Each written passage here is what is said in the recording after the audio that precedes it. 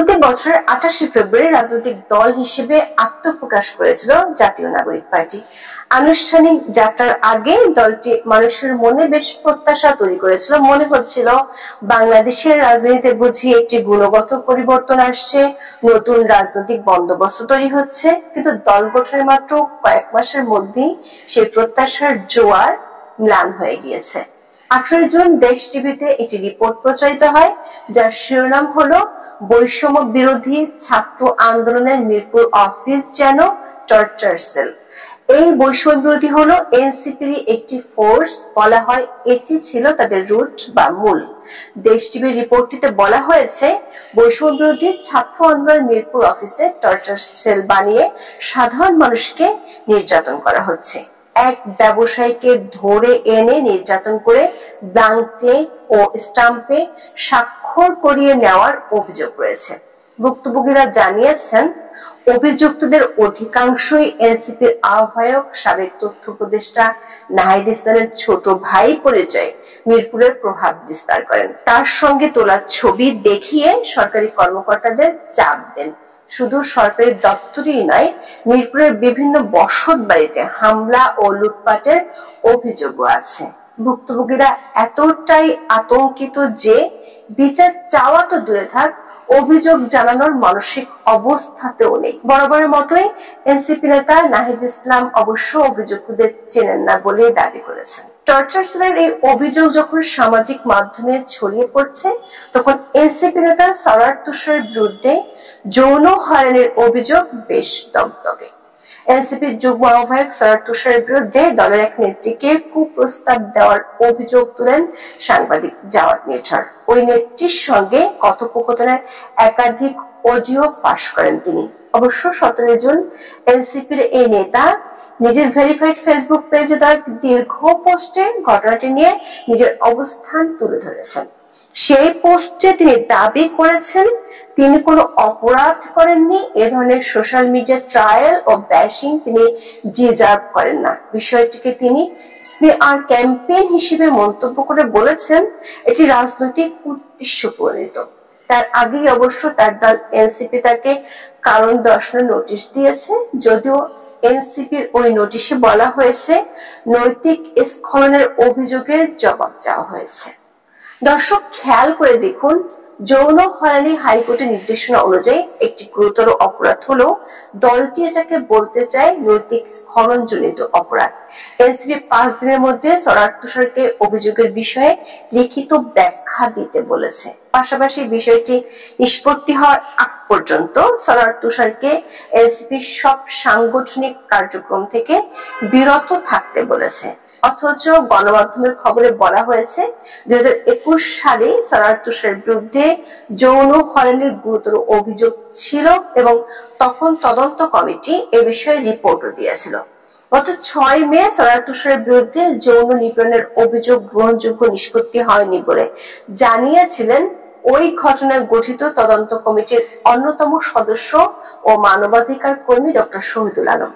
তিনি ওই দিন ফেসবুকে দেওয়া এক বিবৃতিতেও এ তথ্য জানিয়েছেন। ওই বিবৃতিতে জাহাঙ্গীরনগর বিশ্ববিদ্যালয়ের নৃবিজ্ঞান বিভাগের অধ্যাপক মির্জা তসলিমা সুলতানা ও ঢাকা বিশ্ববিদ্যালয়ের সমাজ বিজ্ঞান বিভাগের অধ্যাপক ডক্টর সামিনা লুৎফাও স্বাক্ষর করেছিলেন। এবার আবারও একই ধরনের অভিযোগ ওঠার পর স্বাভাবিকভাবে প্রশ্ন উঠেছে, এনসিপির এই কারণ দর্শানোর নোটিশ বরাবরের মতোই আইওয়াশ কিনা। কারণ সার্জিস আলম, হান্নান মাসুদ সহ বেশ কয়েকজন নেতাকে এর আগে এমন কারণ দর্শানোর নোটিশ দেওয়া হয়েছিল, কিন্তু তাদের বিরুদ্ধে কোনো ব্যবস্থা নিতে সংগঠনটিকে দেখা যায়নি। দর্শক, দল গঠনের পর 18 জুন পর্যন্ত এনসিপির বয়স মাত্র 3 মাস 10 দিন, দিনের হিসেবে 130 দিন। এই দ্রুততম সময় এনসিপির যুগ্ম সদস্য সচিব গাজী সালাউদ্দিন তানভীরের বিরুদ্ধে ওঠা 400 কোটি টাকা কমিশন বাণিজ্য অতীতের সব অভিযোগকে ছাড়িয়ে গিয়েছিল। জেলা প্রশাসক বা ডিসি নিয়োগে অবৈধ তদবির সহ নানা অভিযোগ আছে তার বিরুদ্ধে। এই অভিযোগগুলো গণমাধ্যমে প্রকাশিত হওয়ার পর তাকে দল থেকে সাময়িকভাবে অব্যাহতি দেওয়া হলেও এখনো স্থায়ী বহিষ্কার করা হয়নি। দুর্নীতি দমন কমিশন তাকে একাধিকবার জিজ্ঞাসাবাদ করেছে বটে, কিন্তু এখনো দৃশ্যমান তেমন কিছুই দেখা যায়নি। এনসিপির সাথে সংশ্লিষ্ট উপদেষ্টা আসিফ মাহমুদের সাবেক সহকারী একান্ত সচিব মোহাম্মদ মোয়াজ্জেম হোসেন ও স্বাস্থ্য উপদেষ্টা নূরজাহান বেগমের সাবেক ব্যক্তিগত কর্মকর্তা তুহিন ফরাবী ও ডাক্তার মাহমুদুল হাসানের বিরুদ্ধে তদবির বাণিজ্য, টেন্ডার বাণিজ্য সহ শত কোটি টাকার সম্পদ অর্জনের অভিযোগ উঠেছিল। তাদের পক্ষে অবশ্য খোদ উপদেষ্টাকে সাফাই গাইতে দেখা গেছে। রেল ভবনে রেলওয়ে মহাপরিচালকের একান্ত সচিবের কক্ষে তদবির করার অভিযোগ উঠেছিল এনসিপি সংগঠক নাহিদ উদ্দিন তারেকের বিরুদ্ধে। এই সংক্রান্ত একটি ভিডিও সামাজিক যোগাযোগ মাধ্যমে ছড়িয়ে পড়ে। শুধু ঢাকায় নয়, ঢাকার বাইরেও গত 3.5 মাসে এনসিপি এবং বৈষম্য বিরোধী নেতাদের বিরুদ্ধে চাঁদাবাজি, মাস্তানি, দখল বাণিজ্যের অনেক অভিযোগ আছে। গত মাসে দিনাজপুরের সেনা কল্যাণ সংস্থার ট্রাক থেকে চাঁদাবাজির জন্য সেনাবাহিনী হাতে নাতে এনসিপির এক নেতাকে গ্রেফতার করে। বগুড়ায় চাকরি দেওয়ার নামে লাখ লাখ টাকা হাতিয়ে নিয়েছেন এক এনসিপি নেতা। প্রতিবারই দেখা যাচ্ছে এনসিপি নেতাদের বিরুদ্ধে যখনই অভিযোগ ওঠে তখনই দলটি থেকে দাবি করা হয় এটি তাদের বিরুদ্ধে অপপ্রচার। চাঁদাবাজ নেতাকে থানা থেকে ছাড়িয়ে আনা, মংলা বন্দর ইস্যু, বিলাসবহুল গাড়ি ব্যবহারের অভিযোগ থাকা সত্ত্বেও আব্দুল হান্নান মাসুদকে শুধু একটি শোকজ নোটিশে দেওয়া হয়েছিল। পঞ্চগড়ে 400 গাড়ির বহর নিয়ে শোডাউন করে সমালোচিত হয়েছিলেন দলটির উত্তরাঞ্চলের মুখ্য সংগঠক সার্জিস আলম। এমনকি তখন নিজের সম্পদের বিষয়ে হাস্যকর মন্তব্য করে সামাজিক যোগাযোগ মাধ্যমে বিদ্রুপের শিকারও হন। অবশ্য দলটির নেতাদের মধ্যে খুব কমই পাওয়া যাবে যারা বিলাসবহুল গাড়ি ব্যবহার করেন না। সেসব গাড়ির উৎস কি সে সম্পর্কে নতুন এই দলটি কখনোই স্পষ্ট করে কিছু বলেনি।